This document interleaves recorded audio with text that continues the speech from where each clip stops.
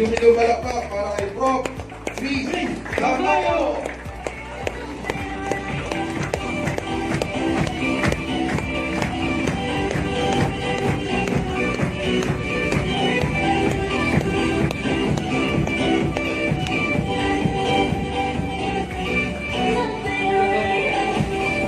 Okay na. Magandang babae at lalaki po tayong lahat. Yes! Ayan, o. Nakita ako, tumingin ka agad sa katabi. Tingin ka nga sa katabi mo? Okay naman, di ba? Ayan. Because we're a very limited time na mag-share po sa inyo dito. So, kasi nga every year, usually 1 to 2 weeks before the New Year, nagkakaroon dyan ng tinatawag na corporate meeting. Diba? So, at the corporate meeting, nandiyan yung gumagawa ng vision board, ano pa, nagpa-planning, reflect ng schedule for the next 12 months, 1 year. Yun yung usually ginagawa. Ginagawa yun, tama po? Yes. At ginaya namin yung sa Asgard's. Palapakan nga namin Asgard. Then after New Year, gumagawa naman tayo personal. Di ba? Ito yung kinalakihan natin. Gumagawa tayo ng listahan ng New Year's resolution. Sino po gumagawa pa rin ng New Year's resolution hanggang ngayon? Sige po, taas niyo kamay. Sige, huwag kayo mahiya. Kasama niyo na yung mga yan. Yan, nagtataas ka na. So, New Year's resolution, listahan ng mga gusto mong i-improve sa sarili mo. Listahan ng mga bagay na gusto mong mangyari sa'yo. Tama po? Magpapapayat na ako, dinidisiplina ko sarili ko sa pagkain. Kasi galing ako saan? Hindi cheat day, galing ka sa cheat weeks. Tama po ba? Weeks talaga, pagtungtong pa lang ng December. Di ba, Pasko na. Di ba, pwede na kumain. Tama po? So, isa lang yan. Tama ba? Ano pa? Magpapayaman ako. Magpupokus ako sa business. Pag-usapan natin dito sa loob, kasi iba-ibang ginagawa. Tama po ba? So dito, kadalasan, related lahat sa business, related lahat sa network yung sinusulat dito. Tama ulit. Ang dami mong sinusulat. Then after, sino po yung matagal na gumagawa ng New Year's resolution? Taas nga po kamay. Wala ka amin. Tama po? Kadalasan, pag natapos ang taon, halos wala ka na accomplish din sa bagay na yun, sa mga sinulat mo. Pwedeng meron, pwedeng wala. Kadalasan, wala. Tama po ba? Yes. Bakit kaya? Bakit kaya? Maybe I give you some ideas na pwedeng makatulong po. Okay ba tayo doon? Yes! But before I proceed, I have some question for you. Simple question. Who do you want to be as a leader? Ikaw, masama tingin mo sa akin. Who do you want to be as a leader?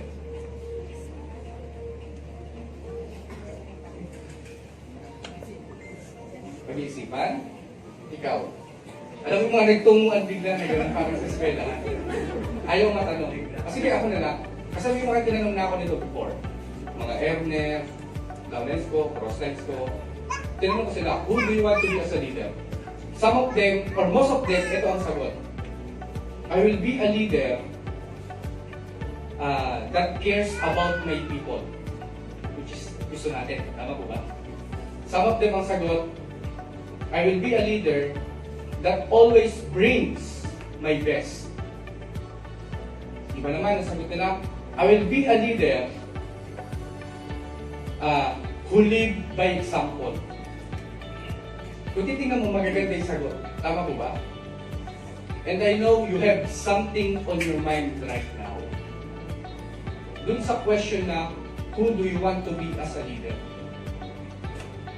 Gusto niyo magsalita?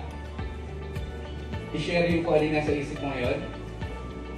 Balikan po natin yung sinabi ko sa inyo kanina. Yung about dun sa New Year's resolution. Bakit kaya karamihan doon hindi natin nahihit? Bakit karamihan doon hanggang simula lang? Or gusto lang natin. Pero, di ba? Most of the time, hindi talaga siya nasusunod. Yung pagkain pa lang, nag-diet ka na isang linggo, after nun, wala na. Tama po ba? Cheat day na naman! Di ba? February na. Naman ako. Sa tingin ko po, meron kulang doon na formula. or meron doon kulang na sakta na kapag in-apply natin, pwedeng makatulong. Pwedeng makatulong. So, let me share my own formula regarding po doon. So, simple lang naman. Every year, importante po yung tinatawag na disiplina. Pakisabi nga po? Discipline. One small discipline every year. Kaya ba yun? One small discipline every year. For example, ngayong taon, pagtripan mo lang, ididisiplina mo yung sarili mo sa isang bagay lang. Kasi isa sa nangyayari kasi bakit wala ka na-accomplish doon sa sinulat mo, sa New Year's resolution mo, kasi ang dami mong gustong gawin. Sa sobrang dami mong gustong gawin, nagkaroon na tinatawag na confusion. Ang confused ka na. Ano ba sisimulan ko? Ano ba unahin ko? Ano ba ito gawin? That's the question, di ba? Paano? Tama po? So that's the answer. Discipline. Sabihin natin taon-taon, meron kang bagong i-disiplina sa buhay mo. This year, sabihin natin, i-disiplina mo yung sarili mo na maging positibo lang. Positive ka lang. Yung tipong, pag sinabing this year, every moment, hindi araw-araw lang, hindi linggo-linggo lang, kundi every moment, positive ka.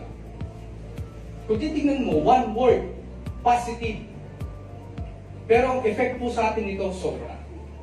I'm a believer of one saying, a small discipline that consistently will lead you into a big results.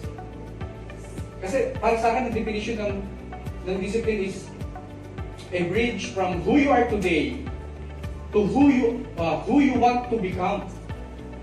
Ganun naman kasimple. Yun yung bridge, yung discipline. Tignan nyo, elaborate natin yung effect ng pag-positive ka lang. Di ba pinagtripan mo, magdidisiplina ako ngayong taon, magiging positibo lang ako. Kung titignan mo, one word, positive. Pero ito yung effect. Pag positive kang tao, magkakaroon ka ng tinatawag na appreciation sa lahat ng bagay. Kasi magaganda titingnan mo eh. Maganda yung makikita mo. Do you agree? Yes. Diba dahil positive ka, kahit pangit, ang ganda niya. Or maghahanap ka ng maganda dun sa lugar na yun. Mas tataas, lagi, every moment di ba? Every moment. So ngayon, yung appreciation mo, napapractice. Nagiging appreciative ka. Kasi naka-mindset ka eh. Positive ako dapat, appreciative. Di ba? Magiging appreciative ka. Number 2, mas lalo ka magiging grateful. Na even you had a big, small results, di ba? Or small in your possession right now, magkakaroon ka dyan ng contentment or magiging grateful ka. Magpapasalamat ka. Ito ulam mo, okay lang yan. Tama ba? Kasi bakit? Positive. Di ba may ganun? Tama po ba? Tataas lalo yung gratitude mo sa katawan. At alam niyo po ba, pag ikaw yung tao mataas ang gratitude sa katawan, pag grateful ka lagi, magaan ang buhay mo. Walang mahirap sa'yo. Kasi kahit anong dumating na circumstances, may kalamidad, okay lang yan, di ba? Ang titingnan mo pa rin dyan yung positive. Sumagaan. Yung tipong drama mo dati, mawawala. Positive. O number 3, we are governed by the universal laws. One of those is law of attraction. Di ba pag positive kang tao, ang vibration mo negative, positive? Positive. Ano ma-attract mong energy? Positive. Walang sablayan sa law of attraction. Tama po? Sabi ka, kung gusto mong malaman kung anong attraction mo, ang perfect attraction mo ngayon, yung situation mo ngayon. Kung anong buhay mo ngayon. Kung maganda, okay, that's your attraction. Kung sa tingin mo hindi siya okay, kung unpleasant, that's your attraction. Pero lagi tayong may control. Pwede mo siyang baguhin anytime. Pwede mo siyang, di ba? Kung unpleasant, hindi, gawin mo maganda. Start mo sa pagiging positive. Disiplina mo sarili sa pagiging positive. Tama po? O balik tayo doon. Kung anong vibration mo, siya ang attraction mo. So dahil positive kang tao, dahil positive ang vibration mo, lahat ng attraction mo, positive. Mamimit mong tao, mga positibo. Mga payaman, kagaya mo. Pareho mo din. Masaya, di ba? Yung magaan na buhay, mangyayari yan sa'yo. kikita ka ng malaki, magkakakotse ka, yung travels, lahat po yan. Wala yan sa supply. Bakit? Lahat ng masarap ibibigay sa'yo kasi yun ang vibration mo. Yun ang deserve mo. Tama niyo po? Yes. Kung titingnan mo, one word, positive. Ididisiplina mo na yung sarili mo ngayong buong taon. Di ba? Na maging positibo. Next year, iba naman ulit ididisiplina mo. Bakit? Kasi okay ka na dun sa part na yun. I-maintain mo na lang. Tama po ba? Pero ibang-iba na buhay mo dun. Ibang-iba na po. Kasi kung titingnan nyo, di ba minsan tataka ka, bakit yung mga presidents, di ba parang taon-taon may nagbibili ng bagong kotse? May nagdadagdag, may nagpapalit. Tama po? Kumikita ng malaki, lalo lumalaki yung income, lalo nagkakagrupo ng madami, di ba, local and international. So maybe, I hope na yung simple discipline, o yung simple idea na sinare ko sa inyo ngayon, makatulong for the entire year. Di ba? Makatulong po sa inyo. Feels so lucky.